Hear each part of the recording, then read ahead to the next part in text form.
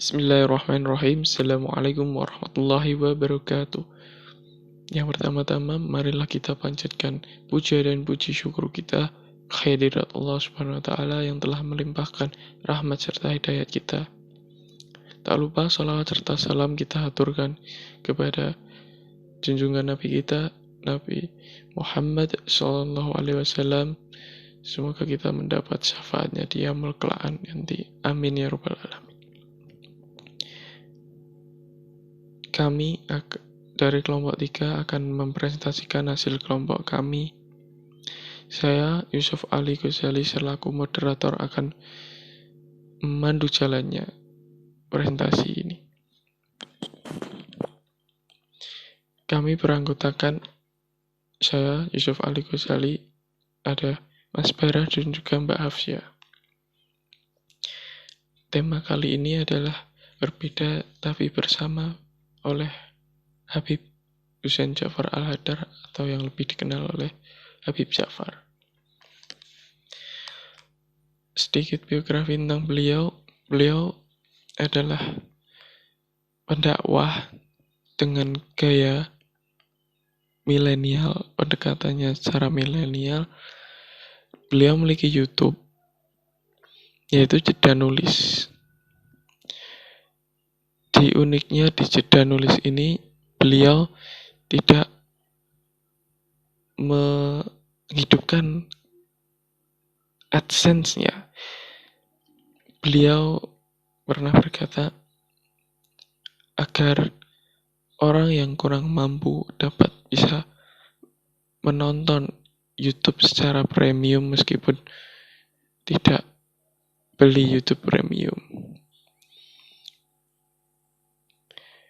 Beliau ini dikenal sebagai tokoh yang sangat nasionalis, sangat toleran pada umat beragama.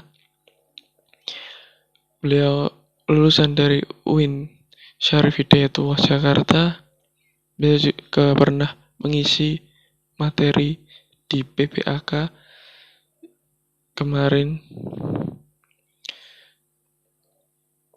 Langsung saja ke tema kali ini, berbeda tapi bersama. Apa itu berbeda tapi bersama?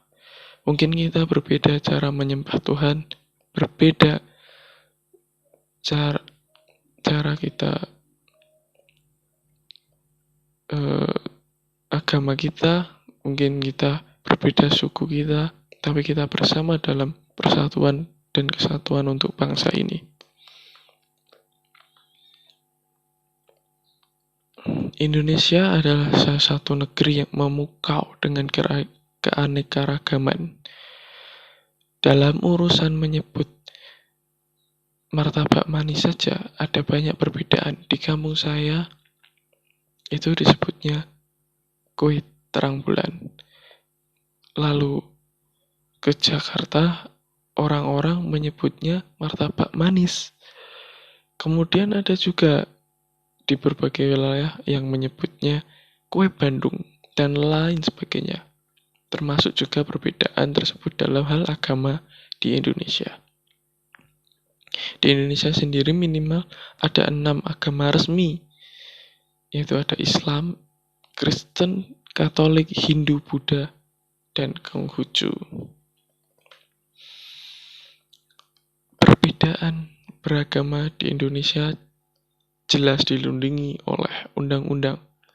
Namun perbedaan ini apakah menjadi berkah atau bencana bagi kita?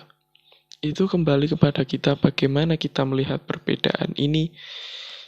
Jika kita melihat dan menghayati perbedaan ini untuk persatuan, maka perbedaan itu menjadi keberkahan bagi kita.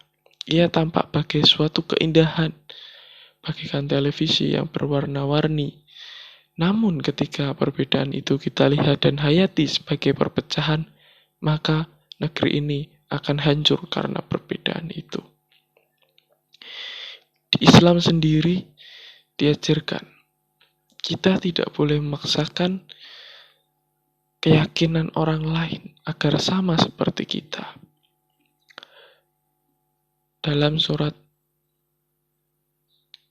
Al-An'am ayat 108 yang artinya, dan janganlah kamu memaki sesembahan yang mereka sembah selain Allah, karena mereka nanti akan memaki Allah dengan melampaui batas tanpa pengetahuan. Demikianlah kami jadikan setiap umat menganggap baik pekerjaan mereka, kemudian kepada Tuhan mereka lah mereka kembali. Lalu dia memberitakan kepada mereka apa yang dahulu mereka kerjakan. Lalu ada juga dalam Quran surat Al-Baqarah ayat 256, La ikraha fiddin, tidak ada paksaan untuk masuki agama Islam. Sesungguhnya telah jelas jalan yang benar daripada jalan yang sesat. Dan juga Quran surat Al-Kafirun ayat 1-6. Berkaca dari negara lain, meskipun kita banyak suku, tapi kita damai sejahtera.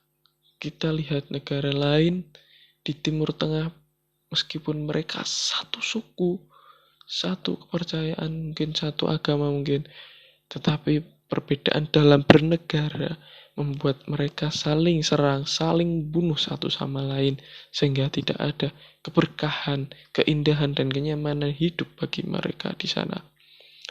Jutaan orang mengungsi, jutaan orang kelaparan karena pertengkaran di antara mereka lantaran tidak bisa mengelola perbedaan dengan baik. Bersama meski berbeda, karena negeri ini didirikan bukan hanya satu tokoh agama. Ada seluruh tokoh agama yang ikut serta melahirkan, membangun, dan mempertahankan negara ini. Ada Insinyur Soekarno, Bung Hatta, Kiai Haji Hashim Asy'ari, dan sebagainya. Dari Islam, ada tokoh dari Katolik, W.R. Supratman, yang menjadi pencipta lagu kebangsaan kita. Ada yang dari Protestan, A.A. Marimis, yang menjadi anggota BPUPKI. Ada dari Hindu, I Gusti Ngurah Rai, yang menjadi pimpinan militer saat Revolusi Nasional. Dan masih banyak lagi. Semua itu berkontribusi dalam membangun bangsa ini. Karena itu tidak ada alasan bagi kita untuk menjalani dan menghidupkan perbedaan, berorientasi kepada persatuan agar menjadi kekuatan bagi bangsa ini. Orang Muslim diwajibkan untuk menjadikan orang yang berbeda agama sebagai satu saudara, apalagi jika mereka satu bangsa. Sehingga paling tidak ada dua persaudaraan. Yang pertama adalah persaudaraan kemanusiaan, ukhuwah insaniyah, dan yang kedua adalah persaudaraan kebangsaan atau ukhuwah watoniyah. Maka Indonesia adalah rumah bersama kita. Di sini kita hidup dengan keberagaman, maka mari saling tolong-menolong satu sama lain. Fastabiqunul khairat, kata Al-Quran. Mari saling berlomba-lomba di antara kita dalam kebaikan. Anderson, salah seorang Indonesianis yang seumur hidupnya meneliti Indonesia, dia katakan kekuatannya adalah pada imajinasi, bukan hukum utamanya. Meskipun hukum mengatur bagi kita untuk tidak menyakiti satu sama lain, tapi banyak orang yang di luar sana yang menyakiti satu sama lain dalam perbedaan agama. Misalnya, lantaran mereka tidak peduli dan tidak takut hukum. Karena itu, kekuatan utama kita adalah pada imajinasi, sehingga kita diikat oleh Sumpah Proklamasi Kemerdekaan 1945. Saya ibaratkan seperti resepsi dalam pernikahan. Tapi akadnya adalah Sumpah Pemuda tahun 1928, di mana kita bersumpah bahwa kita adalah satu di tengah keberagaman perbedaan. Kita satu Indonesia. Inilah imajinasi yang diikat dengan sumpah, sehingga siapa berkonflik atas nama agama dan perbedaan lainnya, berarti dia bukan hanya mengkhianati agamanya, tetapi juga dengan sumpahnya. Jadi kesimpulannya adalah, di tengah perbedaan agama kita yang toleran, dan kita sebagai muslim diajarkan bahwa Islam adalah rahmatan lil alamin, yang artinya rahmat bagi semesta alam. Bukan hanya lil alamin untuk orang Islam saja, tapi lil alamin untuk semua manusia dari berbagai agama dan semua makhluk ciptaan Allah. Maka dari itu, kita jaga Indonesia menjadi rumah kita bersama. Jangan mau diadu domba karena perbedaan agama dan lainnya. Karena kalau Indonesia kenapa-napa, yang merugi kita semua, bukan hanya non-muslim, tapi kita semua yang merasakan ruginya. Yang muslim mungkin akan kesulitan karena negeri sudah konflik. Yang non-muslim juga kesulitan beribadah. Bahkan hidup pun menjadi sulit seperti yang kita lihat di Timur Tengah. Mari kelola Indonesia kita bersama dengan keragaman dalam satu prinsip, yaitu persatuan di bawah satu atap Indonesia, rumah kita bersama. Indonesia milik kita bersama.